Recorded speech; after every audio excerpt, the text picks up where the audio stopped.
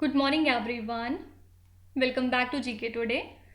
आई hope आप सब बिल्कुल ठीक होंगे और आज हम डिस्कस करेंगे 30th और 31st ऑफ जुलाई के सबसे मोस्ट इंपॉर्टेंट करंट अफेयर्स।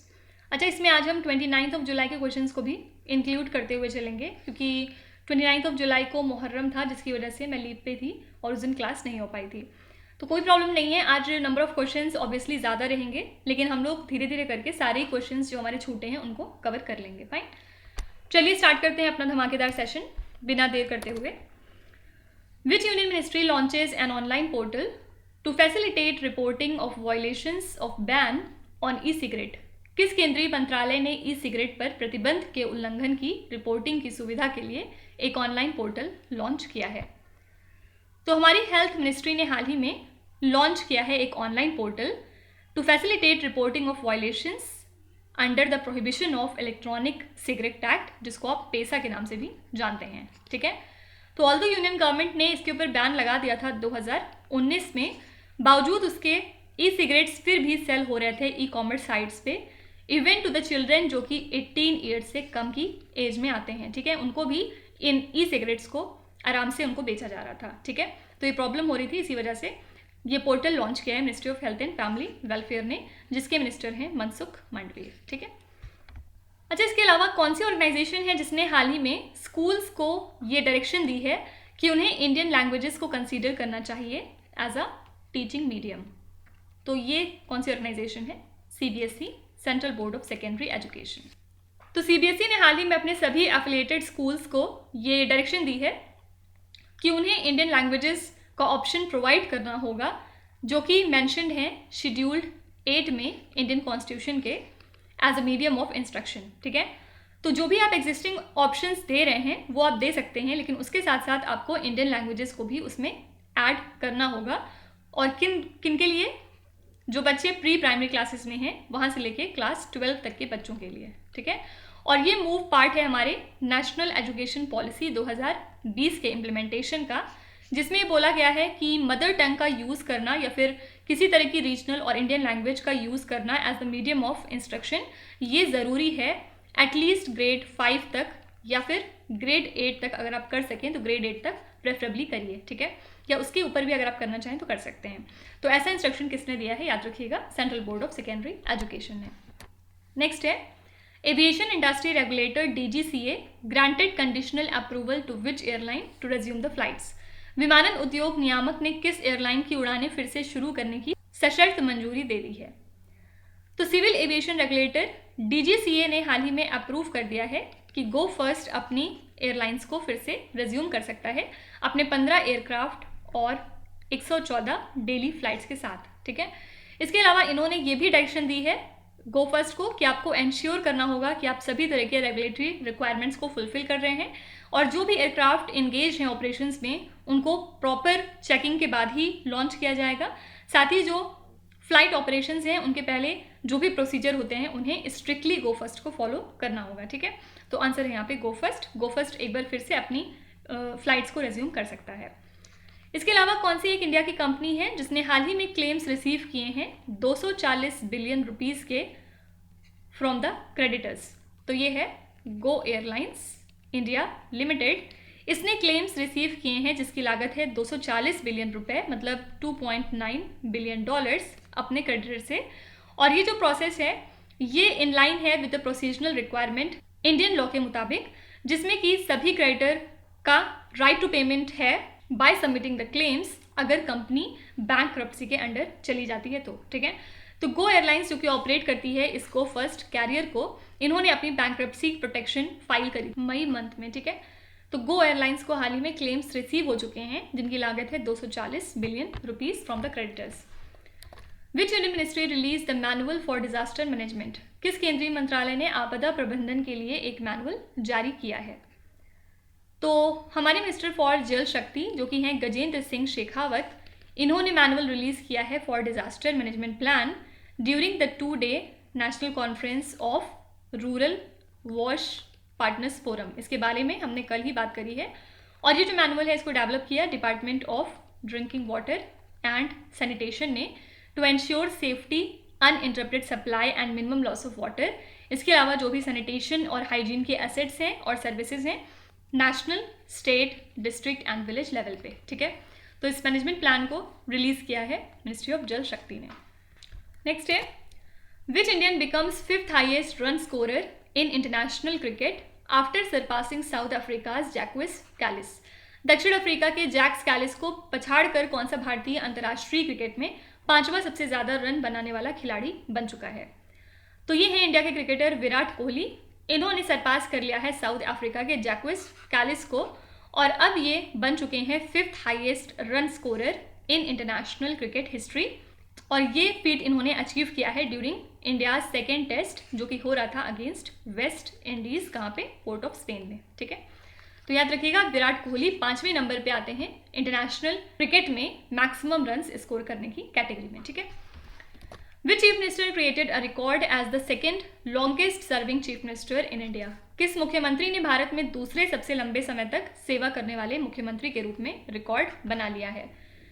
तो ओडिशा के चीफ मिनिस्टर हैं ये नवीन पटनायक। ये बराबर हो चुके हैं वेस्ट बंगाल के चीफ मिनिस्टर ज्योति बासु के रिकॉर्ड के as being the second longest serving chief minister in India, ठीक है। तो मिस्टर नवीन पटनायक ने कितने टाइम के लिए इस पोजीशन को संभाला है? 23 ईयर्स एंड 138 डेज, ठीक है। और फर्स्ट नंबर पे इसमें कौन आते हैं? ये तो सेकेंड लॉन्गेस्ट हो गए। फर्स्ट नंबर पे आते हैं पवन कुमार चामलिंग जो कि फॉर्मर चीफ मिनिस्टर हैं सिक्किम स्टेट के। इन्होंने इस पोजीशन को ऑक्यूपाई किया था 24 ईयर्स एंड 166 डेज तक, ठीक है। तो अब नवीन पटनायक जो हैं ये second longest serving chief minister हो चुके हैं इंडिया के। Which position was bagged by the Indian shooters as a team in the junior world championship. तो इंडियन शूटर्स को सेकेंड पोजीशन मिला है in a junior world championship और इसमें फर्स्ट पोजीशन पे था चाइना, ठीक है। और वेन्यू क्या था इस इवेंट के लिए? याद रखिएगा, कोरिया। तो 3 बातें इसमें आपको ध्यान में रखनी है। इंडिया की रैंक थी सेकेंड, फर्स्ट पे था चाइना और वेन्यू था कोरिया। इसके अलावा कुछ प्लेयर्स हैं जैसे कि समीर घुलिया, महेश पशुपति, राज कंवर सिंह संधू, इन्होंने सिल्वर जीता था in rapid fire pistol in the junior world championship, okay. The Centralized Aviation Security Control Center has been inaugurated in which state or the Union Territory? केंद्रीकृत विमानन सुरक्षा नियंत्रण केंद्र का उद्घाटन किस राज्य या फिर केंद्र शासित प्रदेश में किया गया है? तो union home minister Amit Shah ने इनॉग्रेट किया एक centralised aviation security control centre नई दिल्ली में। और इस सेंटर का काम क्या होगा?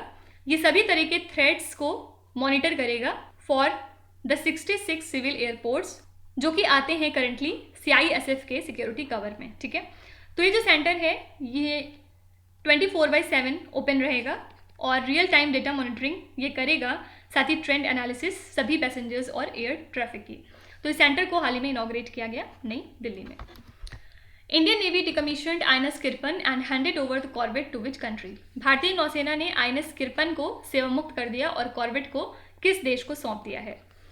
तो INS किरपन को कुछ दिनों पहले ही डिकमीशन किया गया और ये एक तरह की इंडिजिनसली बिल्ड मिसाइल कॉर्वेट थी जिसको अब हमने गिफ्ट कर दिया है वियतनाम कंट्री को। इसने कितने साल सर्विस दी है अपनी इंडियन नेवी को? 32 ईयर्स की।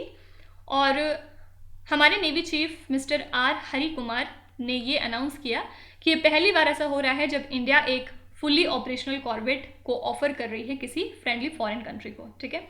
तो हमने INS किरपन हाल ही में गिफ्ट कर दिया है वियतनाम कंट्री को। और कुछ दिनों पहले इंडियन नेवी ने INS मगर को भी डिकमीशन किया है। अब आपको कमेंट से बताना है कि INS मगर ने इंडियन नेवी को कितने साल की सर्विस प्रोवाइड करी है। Esther Vergeer and Ricky Dreany who were seen in the news recently are associated with which sport? तो एस्थर वर्गीर और रिकी ड्रेनी हाल ही में इंडक्ट हो चुके हैं टेनिस हॉल ऑफ फेम में, ठीक है। एस्थर वर्गीर की बात करें तो ये 21 times grand slam singles champion है, साथ ही 7 टाइम्स पैरालंपिक गोल्ड मेडलिस्ट भी हैं। इन्होंने अपना कैरियर स्टार्ट किया था जब व्हील चेयर टेनिस को इंक्लूड भी नहीं किया गया था टॉप इवेंट्स में तब, ठीक है। वहीं अगर हम रिक ड्रेनी की बात करें तो इन्होंने 12 सिंगल्स टाइटल जीते हैं और 6 डबल्स जीते हैं और ये दोनों लोग किस स्पोर्ट से एसोसिएटेड हैं? आंसर हो जाएगा टेनिस, ठीक है। Sarita and Rakesh Kumar who won the medals for India recently play which sport? हाल ही में भारत के लिए पदक जीतने वाले सरिता और राकेश कुमार कौन सा खेल खेलते हैं?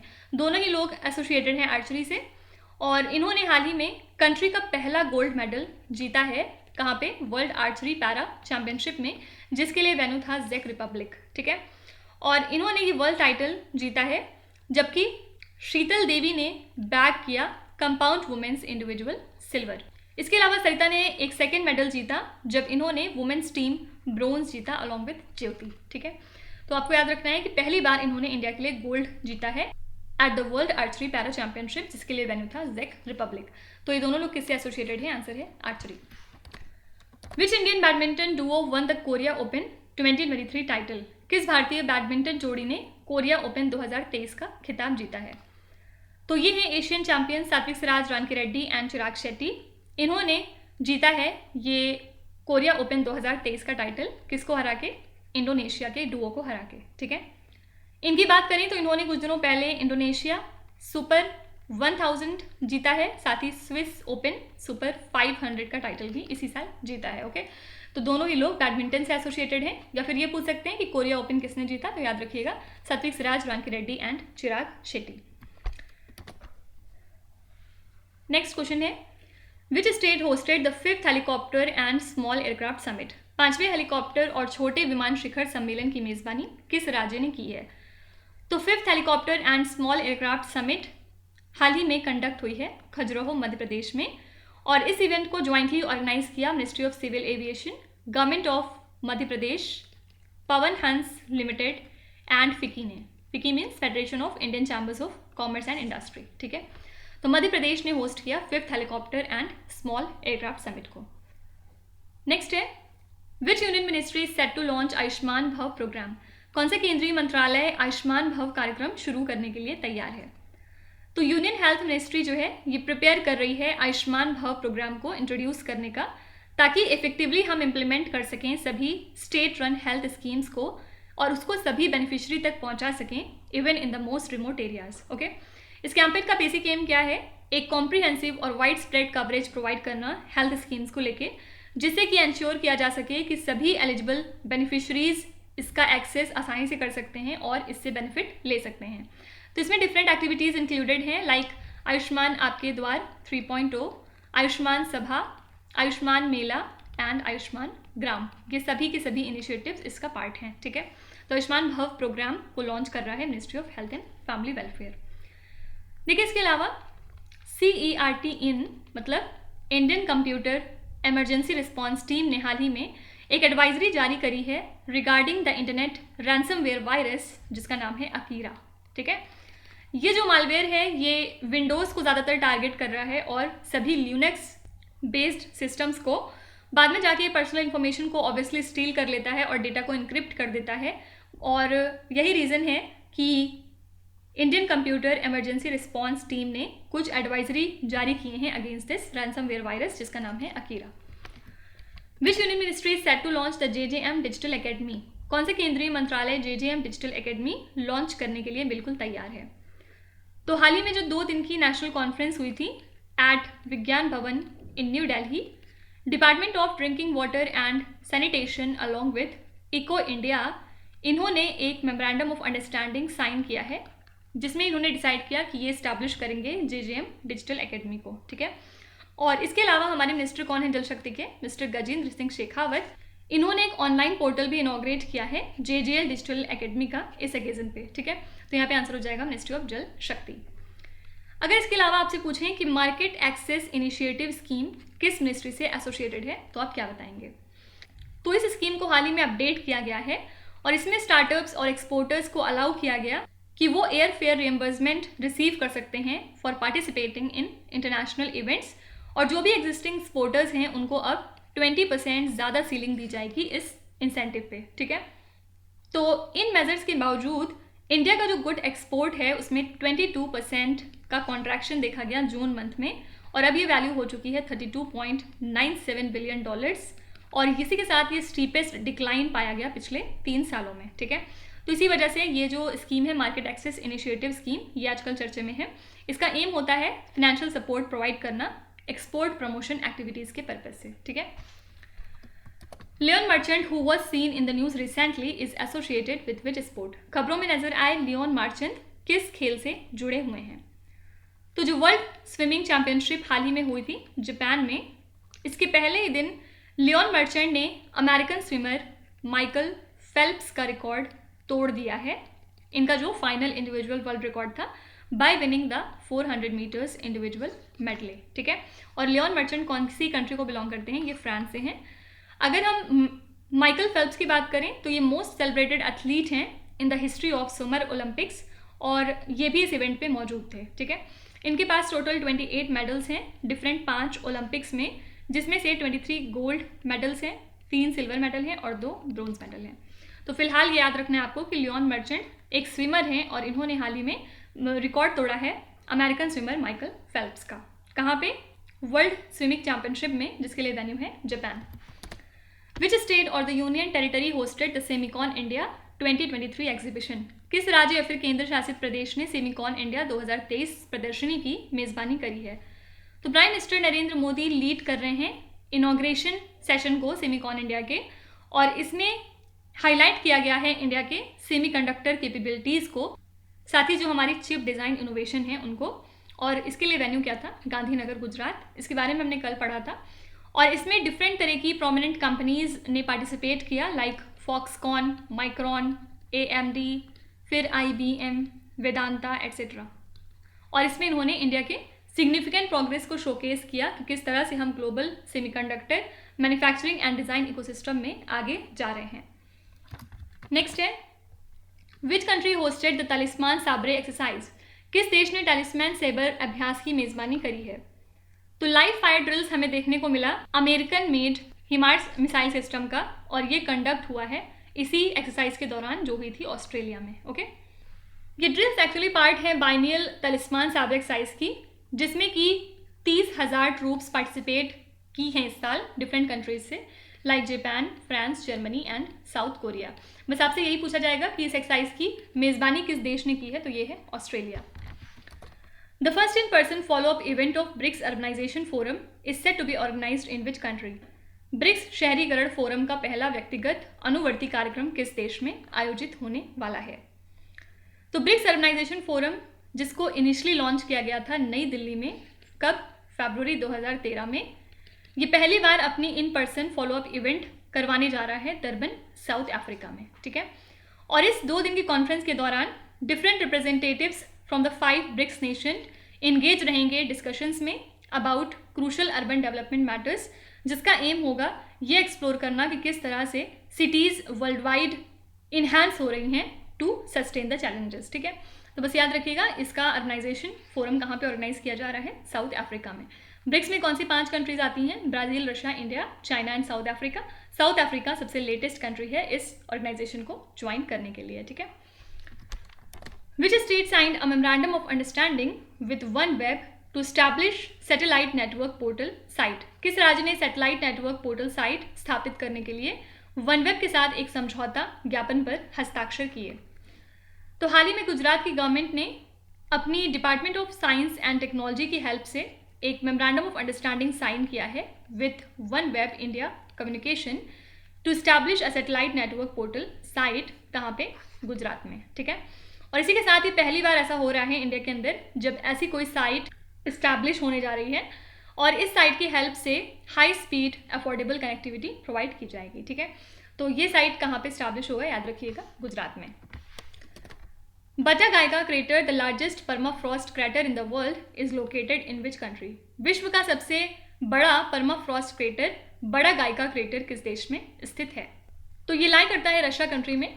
हाल ही में यहाँ पे कुछ नॉइज़ उठी थी जिसकी वजह से साइंटिस्ट ने वार्न किया है कि ये थ्रेट हो सकता है हमारी सिटीज़ और टाउन्स के लिए नॉर्दर्न या फिर नॉर्थ ईस्टर्न रशिया में। ओके, तो सिंपली ये क्रेटर इसी वजह से चर्चे में था, बस याद रखिएगा इसका नाम कि ये क्रेटर कहाँ पे है? रशिया में।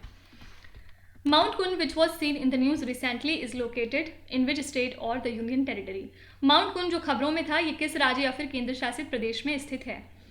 Mount Kun लाई करता है लद्दाख में in the western Himalayan range, और ये सेकेंड हाईएस्ट समिट है जिसकी एलिवेशन है 23,219 फीट। ठीक है, तो कारगिल विजय दिवस को कमेमोरेट करने के लिए कुछ माउंटेनियर्स के ग्रुप ने इंडियन आर्मी के डैगर डिवीजन से अचीव किया एक extraordinary accomplishment by successfully climbing this mount Kun और ये पहुंच गए थे 7077 मीटर की हाइट पे एक रिकॉर्ड टाइम में, और यहाँ पर इन्होंने योगा परफॉर्म किया था ट्रिब्यूट पे करने के लिए, ठीक है। तो ये माउंट कुन कहाँ पे है? ये यूनियन टेरिटरी ऑफ लद्दाख में लाई करता है। Which state is set to create at least 5 regional coordination units to identify the violations in the coastal regulation zone areas? किस राज्य को तटीय विनियमन क्षेत्रों में उल्लंघन की पहचान करने के लिए कम से कम 5 क्षेत्रीय समन्वय इकाइयां बनानी हैं? तो Tamil Nadu state coastal zone management authority ये क्रिएट कर रहा है एटलीस्ट 5 रीजनल कोऑर्डिनेशन यूनिट्स को, ताकि ये एक एफिशिएंट सिस्टम इस्टेब्लिश कर सकें for identifying violations in coastal regulation zone areas, okay. और साथ ही कंडक्ट कर सकें एसेंशियल मॉनिटरिंग और कुछ अप्रोप्रिएट एक्शंस ले सकें अगेंस्ट सच वायलेशन। तो इसके अलावा इस अथॉरिटी ने ये भी सजेस्ट किया है कि जो स्क्रूटनी फीस हम कलेक्ट करते हैं फ्रॉम प्रोजेक्ट प्रोपोनेंट, उसमें भी कुछ इंप्लीमेंट किया जाना चाहिए, ओके। बस सिंपली याद रखिएगा कि तमिलनाडु स्टेट ने ये इनिशिएटिव लिया है। The redeveloped India trade promotion organization complex was inaugurated in which state और द यूनियन टेरिटरी? पुनर्विकसित भारत व्यापार संवर्धन संगठन परिसर का उद्घाटन किस राज्य या फिर केंद्र शासित प्रदेश में किया गया? तो प्राइम मिनिस्टर नरेंद्र मोदी ने इनॉग्रेट किया redeveloped India trade promotion organization complex को प्रगति मैदान में नई दिल्ली के, और इसका नाम इन्होंने दिया है भारत मंडपम, और ये बेसिकली वेन्यू रहेगा for the G20 leaders meeting जो कि होने वाली है सितंबर मंथ में, ओके। तो आंसर है नई दिल्ली। लास्ट क्वेश्चन है which state has unveiled its dedicated semiconductor policy 2022 to 2027? किस राज्य ने अपनी समर्पित सेमीकंडक्टर नीति का अनावरण किया है? तो गुजरात गवर्नमेंट ने अनवील करी है अपनी सेमीकंडक्टर पॉलिसी को, और इसी के साथ ये one of the first states in India हो चुका है जिसने अपनी एक डेडिकेटेड सेमीकंडक्टर पॉलिसी को इंट्रोड्यूस किया है, ठीक है। इसके अलावा स्टेट गवर्नमेंट ने अनवील किया है information technology and information technology enabled services policy, ताकि IT सेक्टर और सेमीकंडक्टर डिज़ाइन डोमेन को प्रमोट किया जा सके, फाइन। तो यहाँ पे आंसर हो जाएगा गुजरात। तो ये हो गए हमारे सभी इंपॉर्टेंट करंट अफेयर्स 2-3 दिन के। इसमें से जो भी क्वेश्चंस मिस हो गए हैं वो हम कहीं ना कहीं आगे एडजस्ट कर लेंगे। तो आज हमने बहुत सारे क्वेश्चंस डिस्कस किए हैं। आई होप कि आपको बहुत सारी चीज़ें नई सीखने को मिली होंगी और आपके नॉलेज में डेफिनेटली इजाफा हुआ होगा। तो अब हम लोग कल मिलेंगे इसी तरह कुछ इंपॉर्टेंट न्यूज़ और करंट अफेयर्स के साथ। चलिए अब आपके क्विज पे चलेंगे। यहाँ पर आपको स्क्रीन पे 5 क्वेश्चंस दिखाई दे रहे होंगे जिनको अब आपको बताना होगा, क्योंकि ये क्वेश्चंस हम पीछे कहीं ना कहीं ऑलरेडी डिस्कस कर चुके हैं। तो ये आपके नॉलेज का एक छोटा सा टेस्ट है। यहाँ पर वीडियो को पॉज करिए और ध्यान से सारे क्वेश्चंस को पढ़िए। इसमें से आपको जितने भी आते हैं आप उनका जवाब कमेंट्स में मेंशन कर सकते हैं, और जो आपको नहीं आते तो आप अपने दूसरे फ्रेंड्स के आंसर्स को देख के वहाँ से फिर उसको याद करके फ्यूचर के लिए अपने दिमाग में रख सकते हैं, ठीक है। So that's it for today. I hope you have like the session. आज का सेशन आपको कैसा लगा ज़रूर बताइएगा कमेंट्स में। साथ ही साथ आपका कोई भी रिव्यू है, फीडबैक है या फिर सजेशन है तो वो भी आप हमें बता सकते हैं। हमें जानकर खुशी होगी और हम पूरी कोशिश करेंगे उसको इम्प्लीमेंट करने की। तो कल फिर हम मिलेंगे सेम टाइम सेम जगह कल के करंट अफेयर्स के साथ। Till then stay tuned. Thank you so much for watching and please do not forget to subscribe to GK Today. With this, Meenuz Hadsana signing off.